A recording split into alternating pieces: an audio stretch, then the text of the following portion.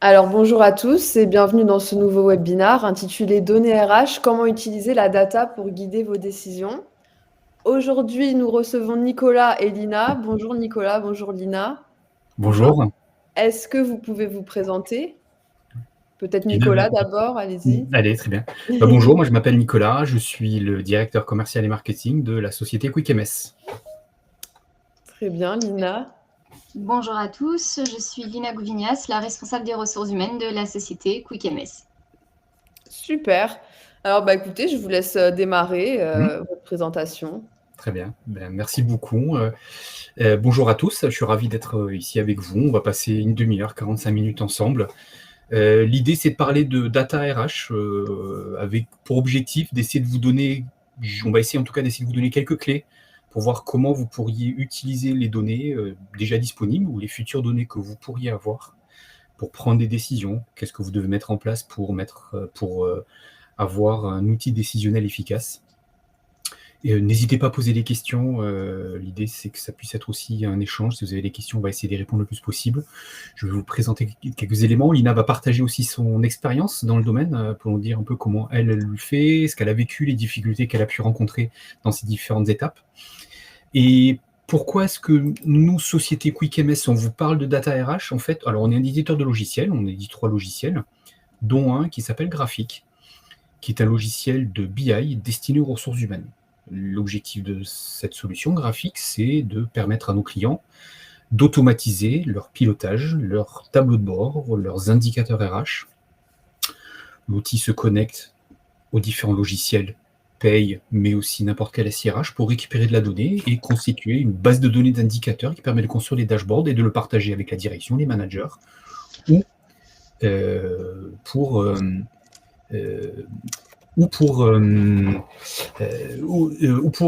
vous. Voilà, pardon, excusez-moi, je suis en train de lire le chat, je ne devrais pas.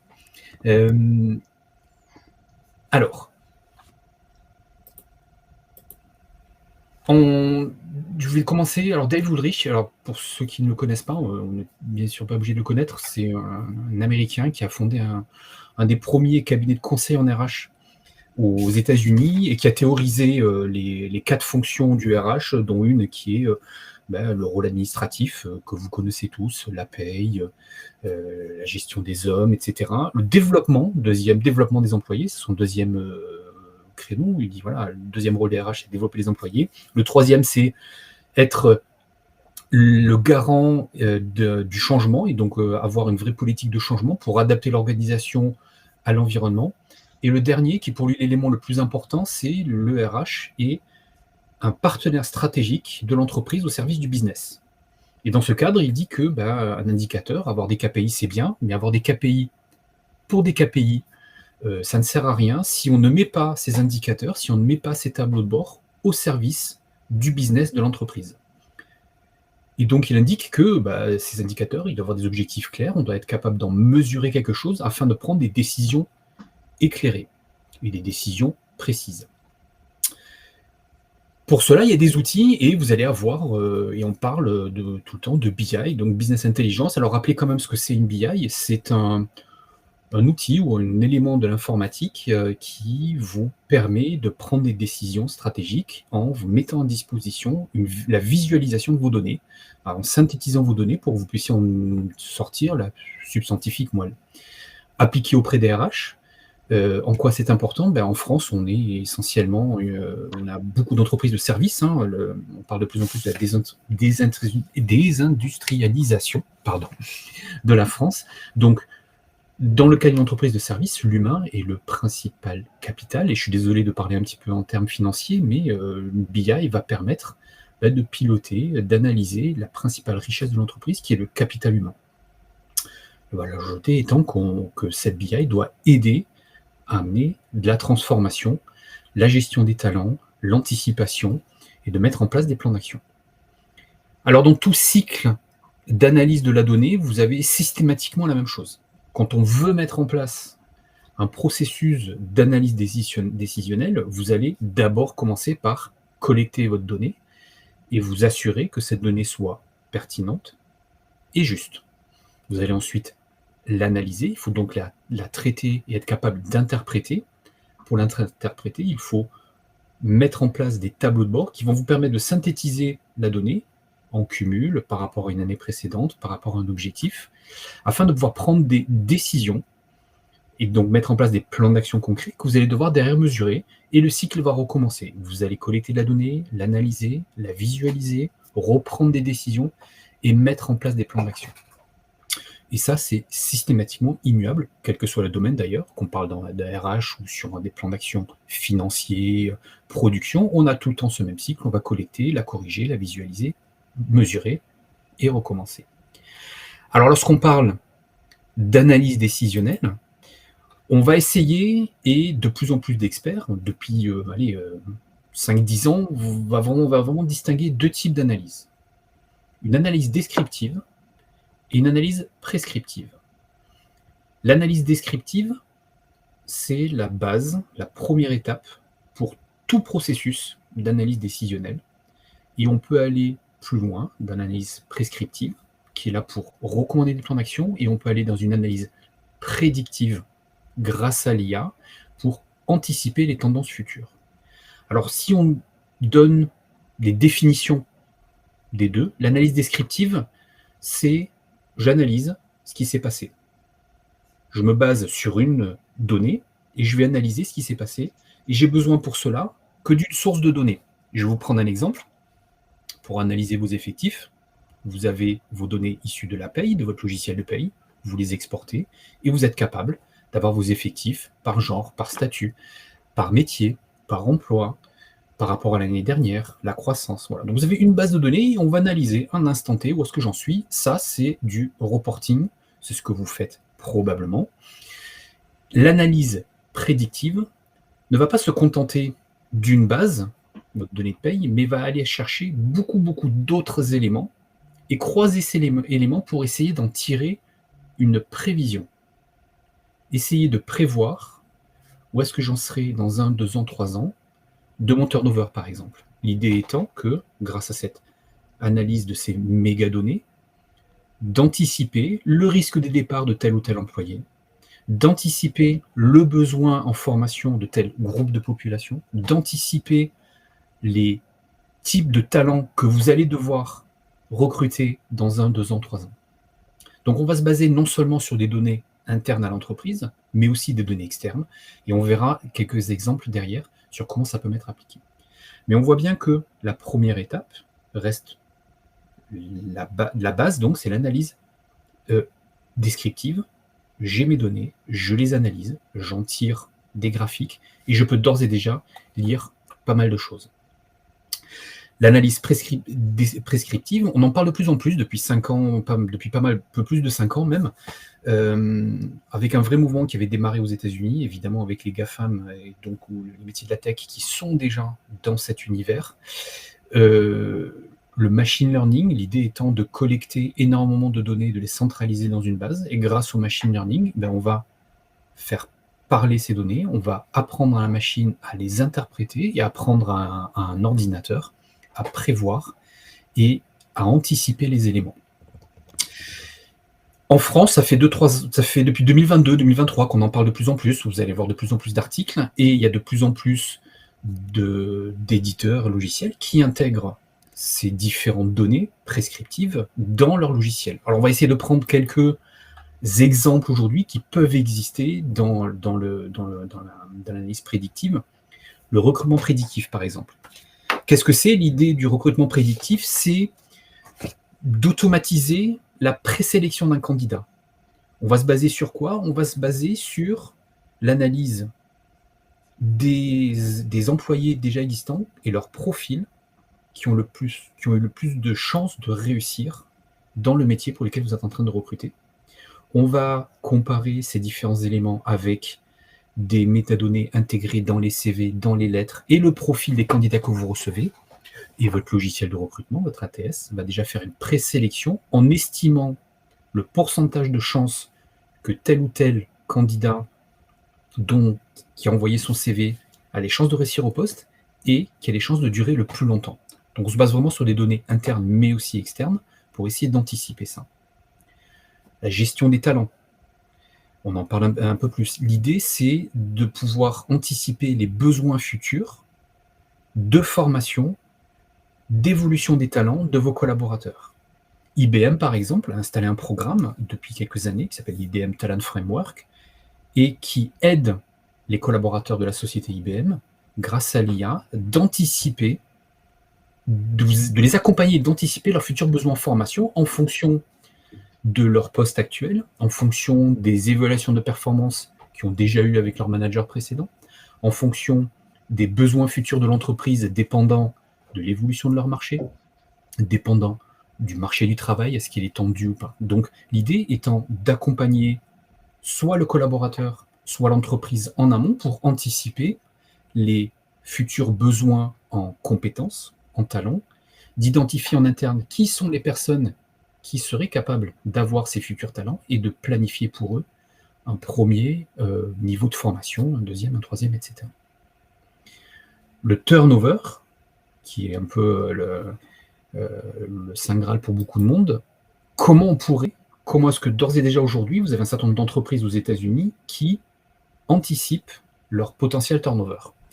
Alors, ils n'anticipent pas réellement le potentiel turnover, ils essayent de mettre en place des modèles pour anticiper le risque de départ de tel ou tel collaborateur. Ça se base sur énormément de choses. La première, c'est la vie du collaborateur dans l'entreprise, passé et actuel, le résultat de tous ces entretiens de performance qu'il a eu, ses dotations, ses besoins en formation exprimés, obtenus ou pas, qui peut éventuellement mesurer un certain degré d'insatisfaction, l'adéquation de ses compétences avec le poste, mais surtout l'évolution de ses compétences, est-ce que ça a été en croissance ou est-ce que ça stagne en décroissance, son bien-être, le marché du travail externe, par rapport à la politique salariale de l'entreprise. Donc c'est une énorme base qu'on va analyser pour comprendre comment se comporte l'employé par rapport au marché du travail, et est-ce qu'en fonction de ses entretiens passés, de sa satisfaction ou de son éventuelle insatisfaction, il a un risque de partir, et donc l'employeur a besoin de recruter un futur talent. Je vais juste intervenir. Ouais. Pour pouvoir étudier ou en tout cas être en capacité de prédire au mieux un futur turnover. Donc, on est dans la prédiction. Ça veut dire que la prédiction que vous allez faire, ce n'est pas forcément une valeur sûre puisque l'humain est quand même la donnée la plus complexe et la plus imprévisible qui soit. Donc, c'est un être d'émotion, un être vivant d'émotion qui prend 1000 décisions dans sa journée, donc vous ne pouvez pas prédire ce qui va se passer. En revanche, donc vous pouvez imaginer et potentiellement anticiper, vous préparer. Donc ça ne veut pas dire que ça va arriver, mais en tout cas, vous êtes préparé à l'idée que ça peut arriver.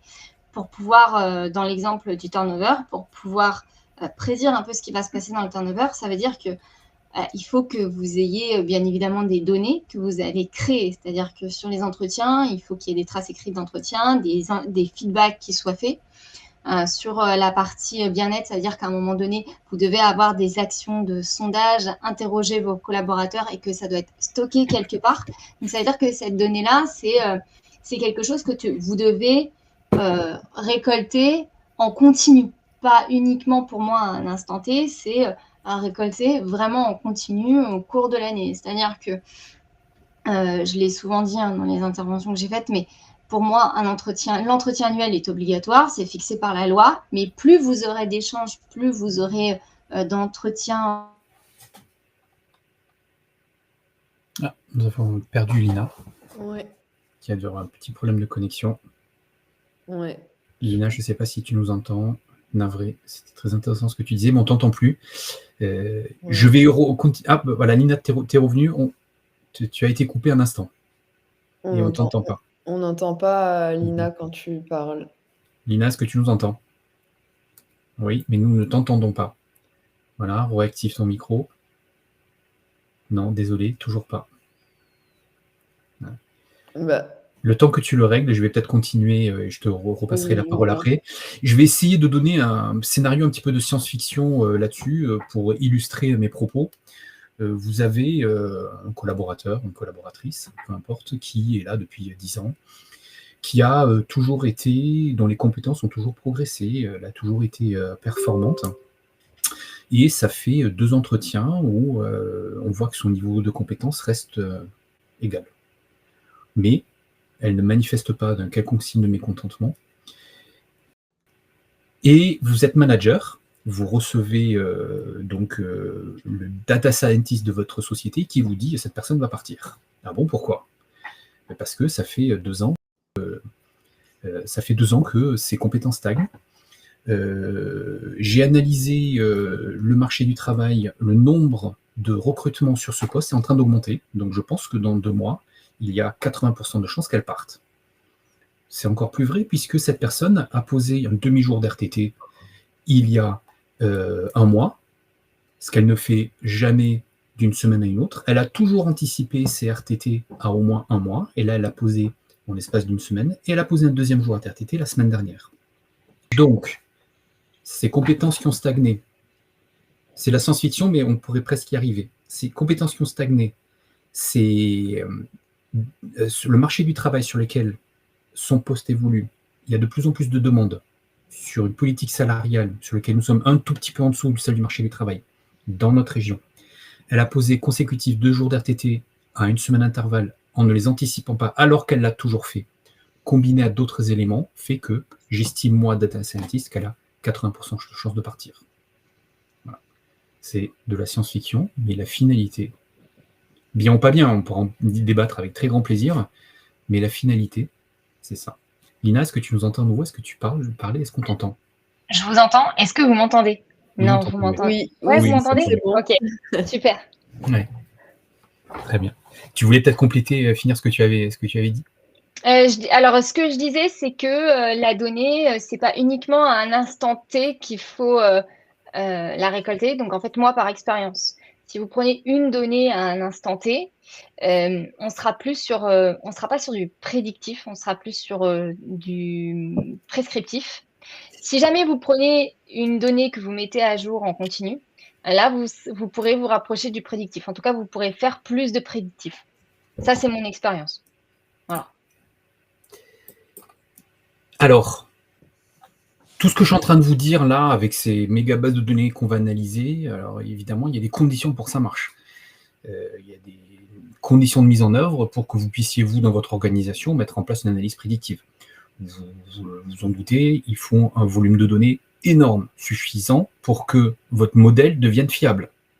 Vous ne pouvez pas vous baser que sur quelques dizaines de données, il faut un historique extrêmement important, ce que disait un petit peu Lina avant, et croiser ces données avec d'autres sources de données pour arriver à un modèle qui soit fiable et que ne vous trompez pas. L'idée est d'avoir une analyse prédictive fiable.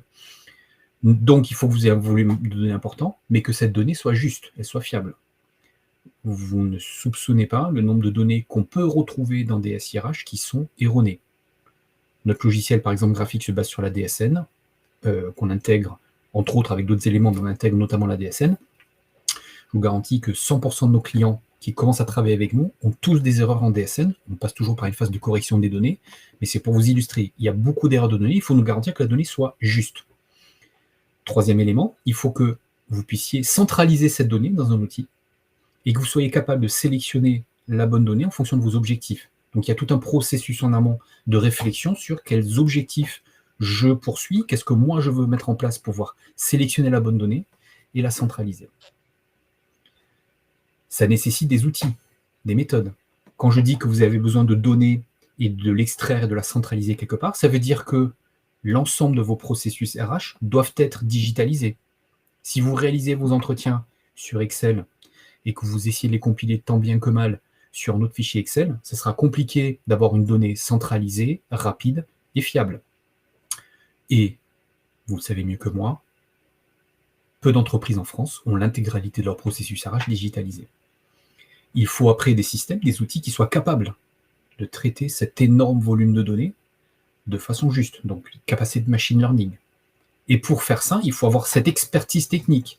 Donc soit quelque chose qui est externalisé, et vous faites appel à un prestataire externe pour mettre en place ces éléments-là, soit vous arrivez à internaliser cette compétence technique, et il faut des vrais data analystes, des vrais data scientists qui soient capables de centraliser, d'analyser la donnée, de faire parler la machine, de lui faire apprendre à interpréter la donnée et de la restituer. Vous avez des outils sur le marché qui existent, des outils ATS par exemple, des ATS qui le font de plus en plus. Vous pouvez évidemment vous baser là-dessus, ou vous pouvez l'internaliser. On en parlera un tout petit peu après.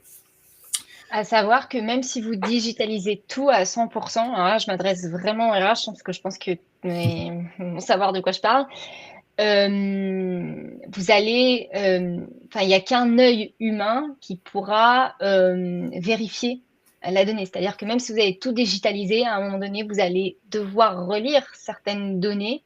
Alors peut-être pas toutes, si les données sont trop volumineuses, mais en tout cas sur les premiers rapports, en tout cas les premiers chiffres qui vont sortir, vous serez normalement, vous devriez être en mesure de voir, d'interroger les données et de voir ce qui peut être erroné. Donc il faut de toute façon, même à 100% digitalisé, il faut toujours un œil humain pour repasser derrière.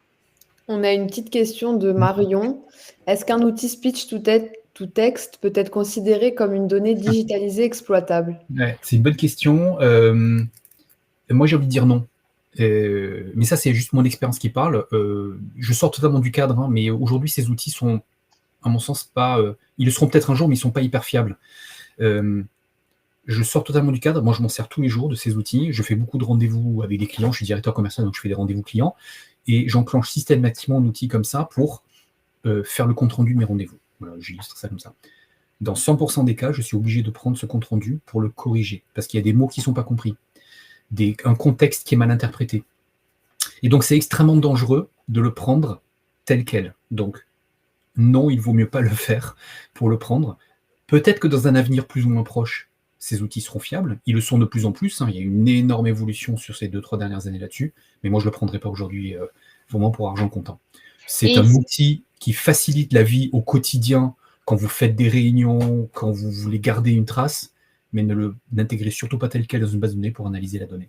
Mais si jamais tu le corriges derrière, après, tu peux considérer que la donnée est plus fiable et l'intégrer dans la base de données. Tout à fait. Mais donc, ça revient à toujours avoir un œil humain, une correction humaine derrière. Exactement. Mais ça devient, du coup, on perd un petit peu l'intérêt de ce type d'outil qui est le gain de temps et l'automatisation.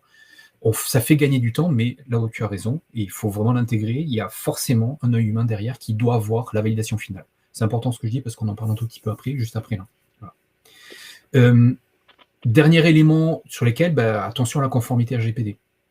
Dans ce type d'outils, traite énormément de données, des données qui sont pas des données considérées comme sensibles par la CNIL, parce que les seules données considérées sensibles par la CNIL, c'est l'appartenance à un syndicat religieux, orientation sexuelle et avis politique.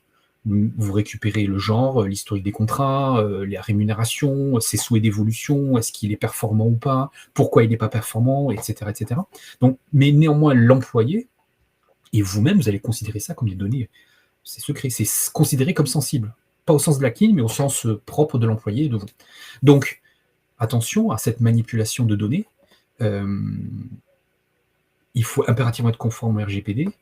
Attention à la cybermenace. On en parle de plus en plus ces derniers temps. Faites attention lorsque vous utilisez ce type de données, que vous hébergez, que vous stockez quelque part, que ce soit super et archi sécurisé. Pour moi, le bilan, et c'est mon bilan propre, c'est mon avis propre, et pas du tout...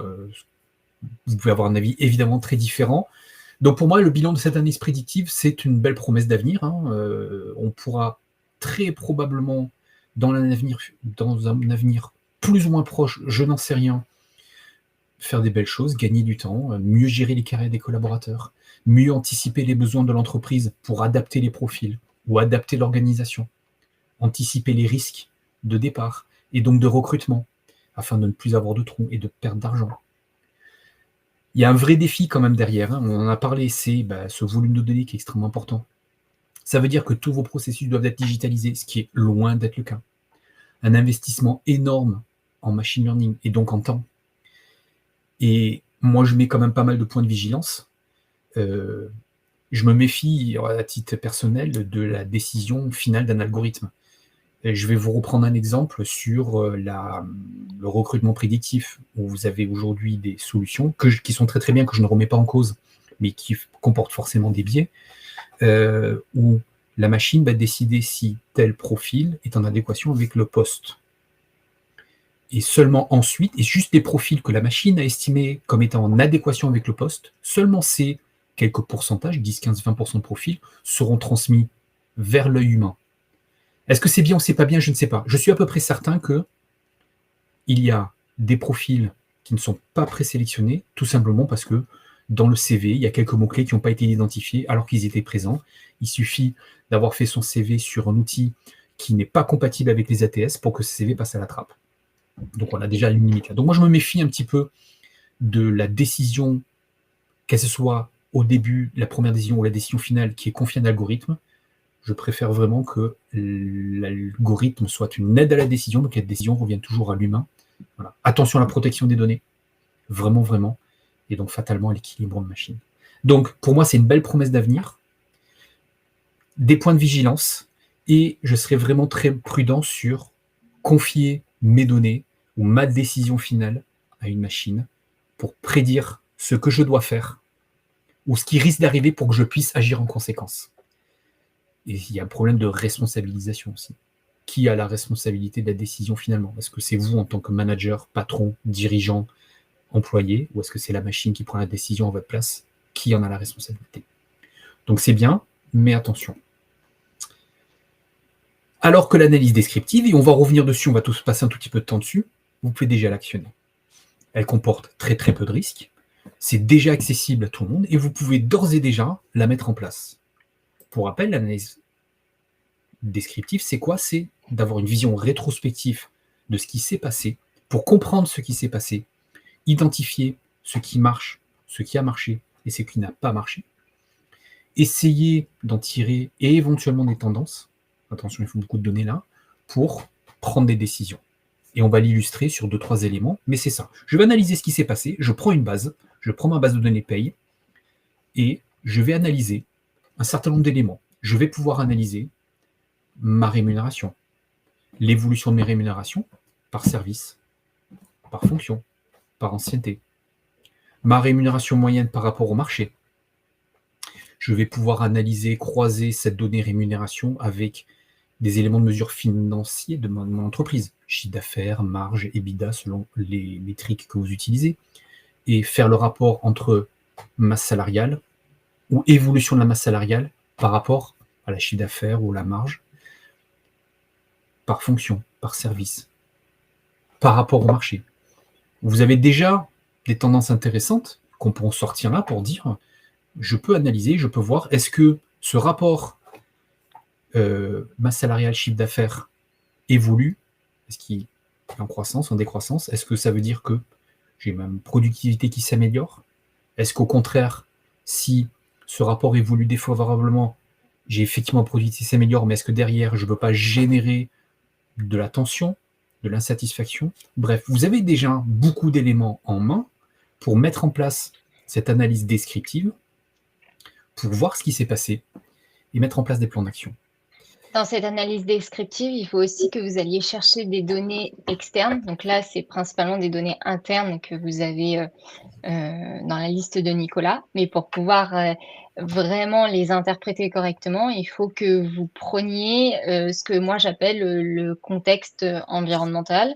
C'est-à-dire quand, par exemple, vous analysez l'indicateur de la rémunération, en interne, il faut savoir est-ce que vous étiez en capacité d'augmenter les salaires et face au marché, comment se porte le marché? Est-ce que sur le marché, sur une certaine fonction, c'est une fonction en pénurie qui demain ne le sera pas et auquel cas, la valeur sur le marché va évoluer différemment? Est-ce que dans un contexte économique un peu tendu, eh bien, les rémunérations du marché aujourd'hui seront les mêmes demain? En fait, c'est ce type de questions que vous devez vous poser. C'est-à-dire que vos données internes aujourd'hui, en fonction du contexte socio-économique, politique, n'auraient pas la même interprétation dans un autre contexte, en fait.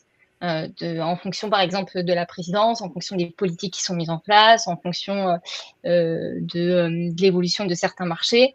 Voilà, en illustration, on voit que les rémunérations dans le marché digital ont profondément évolué, dans le sens où, à l'époque, en sortant d'école ou en n'étant même pas diplômé, ça répondait tout de suite à des 40-45K.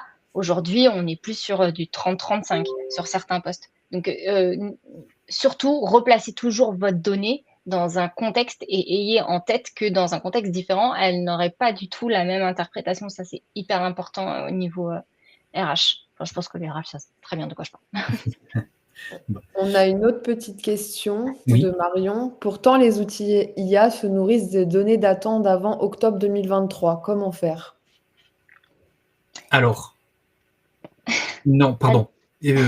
ChatGPT se nourrit des données datant d'avant telle date. Et encore, il y a selon le modèle que vous avez pris sur ChatGPT, c'était 2021. Maintenant, ChatGPT va, avant de vous faire une réponse, selon le modèle que vous choisissez, il y a un modèle gratuit qui n'a pas, mais le modèle payant, oui, vous choisissez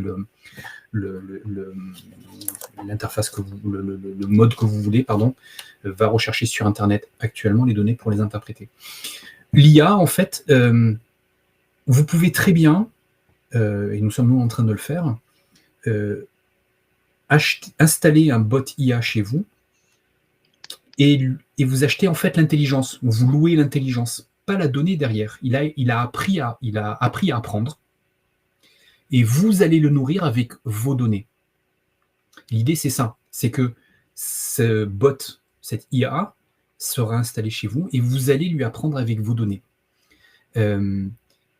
Les IA dont on parle là, ChatGPT, Gemini, qui est l'IA de Google, oui, se basent sur les données d'Internet sur lesquelles ils ont appris, mais nous, sur notre solution graphique, par exemple, on est en train d'installer un bot IA pour arriver à interpréter les données et à la demande du client, construire ses tableaux de bord en fonction de sa problématique. Elle ne sera pas reliée à Internet, surtout pas, puisqu'on traite des données confidentielles. Mais elle va être basée sur les données intégrées dans notre solution, donc les données de nos clients, de la paye, de différents SIRH, pourquoi pas des données finances, des données externes, et apprendre à interpréter ces propres données-là. Voilà, je ne sais pas, j'espère que j'ai répondu à votre question, Marion. Donc effectivement, les bots IA qu'on a sur Internet, ChatGPT se base sur de données anciennes, mais dans ces solutions dont moi je parle là, sont plutôt des IA qui ont été installées dans des applicatifs, sur un serveur chez vous, et ils vont se baser sur vos propres données. Après, si vous utilisez ChatGPT ou Gemini, nous, par exemple, on a fait l'étude de marché 2024 et 2025 pour voir un peu où en étaient nos rémunérations chez CookMS. C'est quelque chose qu'il faut mettre dans le prompt. Et là, l'IA vous dit non, je n'ai pas accès aux données après octobre 2023. Ça veut dire que vous êtes, comme l'a dit Nicolas, ça veut dire que vous n'êtes pas sur l'une des dernières versions de ChatGPT. Enfin, en tout cas, nous, quand on l'a fait avec Chloé, on a eu une analyse de l'IA. Alors, on a pris l'analyse de l'IA et après, nous, on a été sur les sites classiques Glassdoor, APEC, etc., qui, eux, ont aussi leurs propres données via aux annonces et aux données qu'ils récoltent, donc qui donnent la valeur des postes. Donc, en fait, vous pouvez comparer ce que vous répond l'IA et ce que vous allez récolter aussi sur les sites référents qui sont parfaitement, eux, pour le coup, à jour à l'instant T sur des données de rémunération ou de valeur sur le marché. Mais vous pouvez pousser l'IA à aller faire cette analyse-là à une date précise. Après, il faut être sur la bonne version et c'est sûr que l'IA va tellement prendre un scope très large que potentiellement, elle va vous donner une grosse fourchette trop large parfois et vous allez devoir lui demander dans votre prompt de réduire, de ne pas prendre tout ce qu'elle trouve sur Internet. Nous, on lui a demandé de prendre sur LinkedIn, l'APEC, Glassdoor et vraiment et Indeed, les sites les plus connus où là, généralement, on va chercher nos sources. Et là, vous voyez que ça a de la cohérence entre ce que vous allez chercher et ce qu'elle vous répond. Mais ça reste, encore une fois, de la vérification humaine. Prenez pas pour argent comptant ce que vous donne l'IA. Ouais.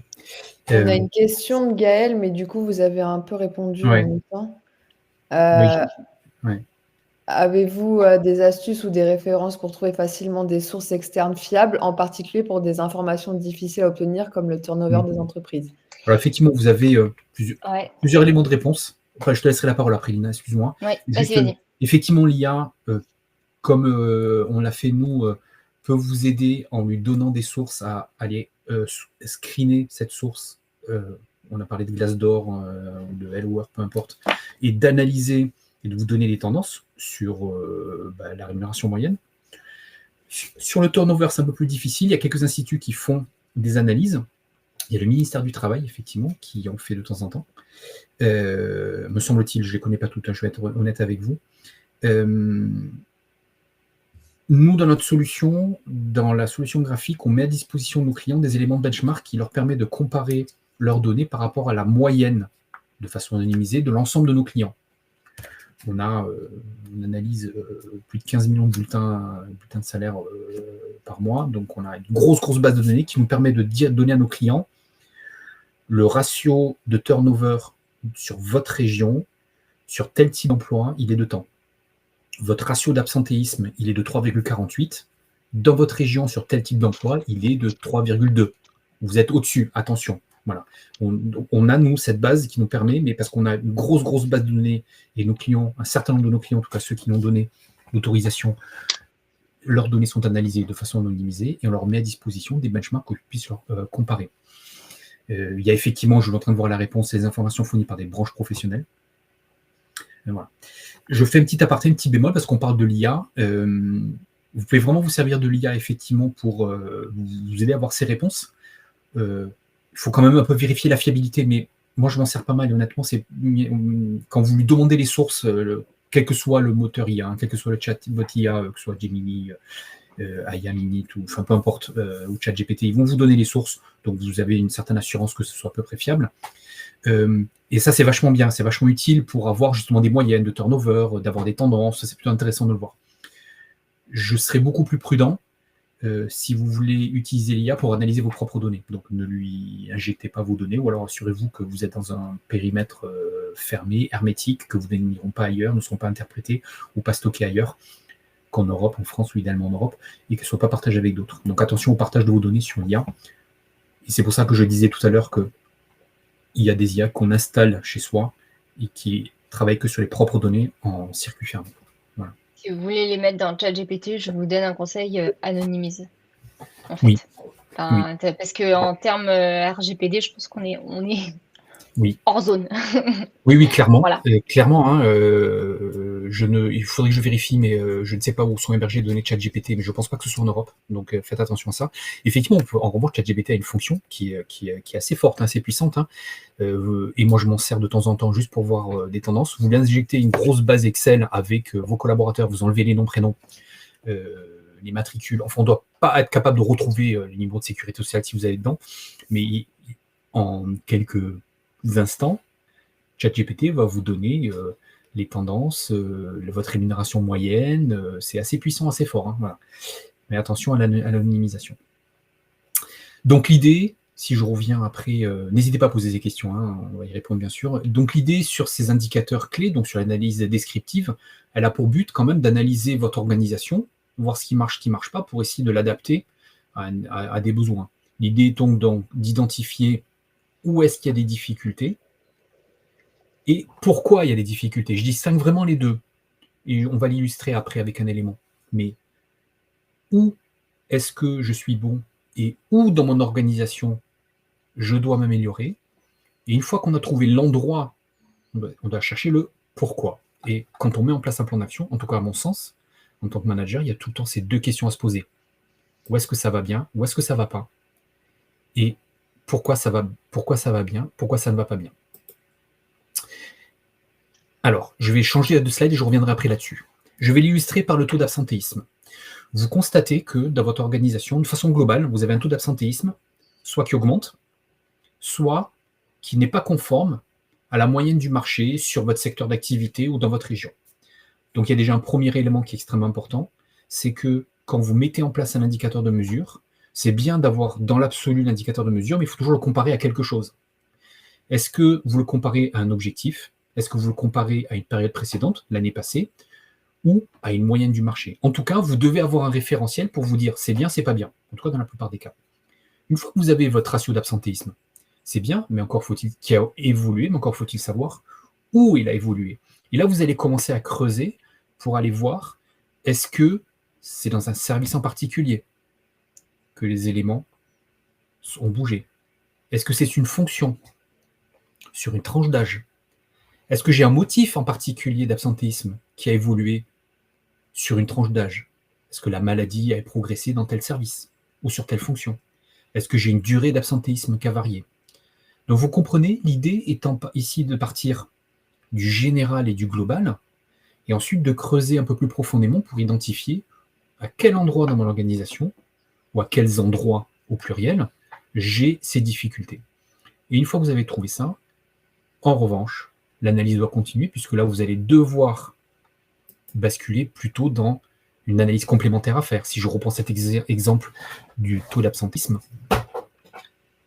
j'ai constaté que c'est dans 2 services sur tel type d'emploi, et bien je vais creuser, je vais un peu regarder, est-ce que les postes sont adaptés? Est-ce que les compétences sont adaptées? Est-ce qu'il y a un problème de qualité au travail, d'évolution de salaire? J'échange avec le manager. Et là, on va chercher le pourquoi. Et c'est sur le pourquoi que vous arriverez à agir pour arriver à améliorer l'indicateur. Je vais vous illustrer avec une discussion que j'ai eue avec un de nos clients il y a 2-3 semaines, qui suit un indicateur avec notre solution qui est le taux de survie. Le taux de survie, c'est le nombre de personnes, ou le taux des personnes qui confirment leur période d'essai suite à une embauche.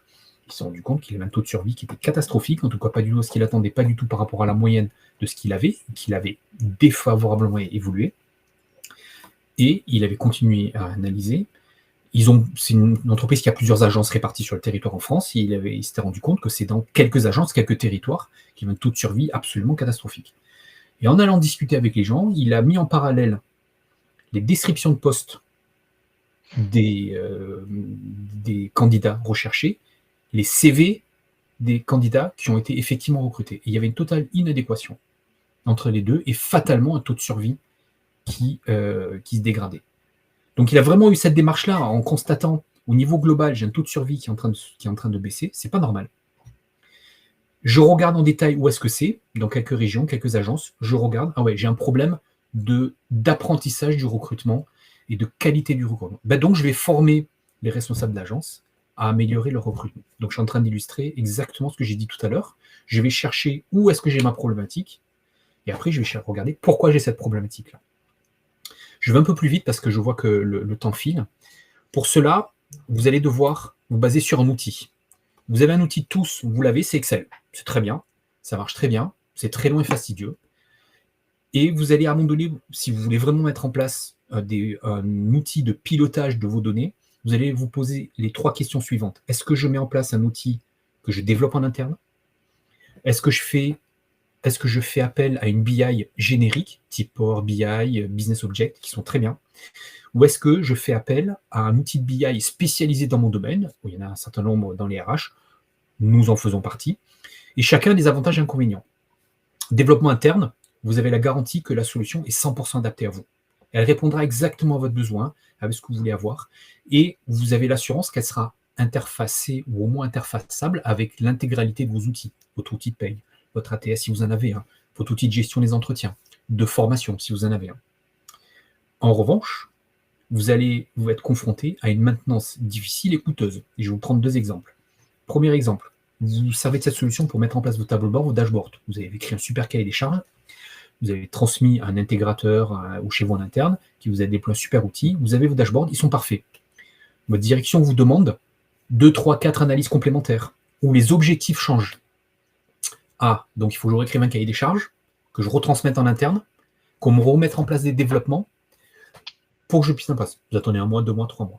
Tout ça, c'est coûteux. Deuxième exemple, vous servez de cette solution pour faire votre BDESE, par exemple, votre calcul d'index. Admettons que, au hasard, il y a une évolution du cadre législatif. 2021, le climat et résilience, on passe de BDES à BDESE, donc il y a le environnemental qui est à agir. Allez, vous allez repartir en développement. Donc, c'est vachement intéressant, un développement interne, c'est propre, conforme à ce que vous voulez exactement, mais ça coûte très très cher en maintenance et en évolution. Deuxième élément, BI générique, type Power BI, c'est super bien, c'est souple, c'est interfaçable, c'est universel, ça s'adapte à n'importe quel type de données. En revanche, vous allez devoir faire en amont un gros travail, comme sur le premier d'ailleurs, mais un gros travail d'écriture du cahier des charges pour vraiment paramétrer l'outil. L'outil n'est pas pré-paramétré, c'est un outil blanc, vierge, il n'y a rien dedans. Il est capable de mettre en place des graphiques à partir de données intégrées, mais il faut lui indiquer quelles données, où il faut aller les chercher, quel type de calcul. Est-ce que vos effectifs, vous voulez suivre en les TP légales, le TPR travaillé, effectif présent, effectif contraint. Est-ce que vous voulez suivre votre absentéisme en ratio, en nombre de jours, en valorisation, par rapport à NN-1? Voilà. Tout ça sont des questions que vous devez vous poser et le paramétrer. Et de la même façon, lorsqu'il y a une évolution, on repart en paramétrage. Donc c'est universel, et vous allez intégrer non seulement des données RH, mais aussi des données financières, des données de production, croiser les 2-3 éléments, mais il y a de la maintenance et de l'évolution constamment. Dernière, une BI spécialisée, comme nous ou d'autres, l'avantage c'est qu'il n'y a pas peu ou pas de paramétrage. Nous, dans notre solution, on met à disposition de nos clients 2200 indicateurs, déjà préformatés. Vous retrouvez tous les modes de calcul d'effectifs possibles, et vous avez d'autres solutions là-dessus. Vous avez une maintenance qui est totalement externalisée. S'il y a besoin d'évolution de nouveaux indicateurs, on les met en place pour nos clients. S'il y a une évolution du cadre législatif sur la BDESE qu'on permet d'automatiser, on le prend en charge pour nos clients. Donc, c'est totalement externalisé.